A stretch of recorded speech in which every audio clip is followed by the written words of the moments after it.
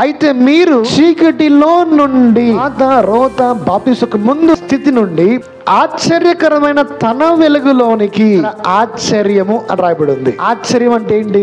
జక్కయ్య tax collector 4 గంటలు returns ఇచ్చి క్రమముగా చట్ట ప్రకారముగా నడిచినట్లు చూస్తాం. రోజు చాలా క్రూరంగా బిహేవ్ చేసే జక్కయ్య ఒకేసారి ప్రేమతో మాట్లాడము, రిటర్న్స్ ఇచ్చేసంగా తీసుకోవడము అందరిని ఆశ్చర్యం కలగజేసిందా లేదా?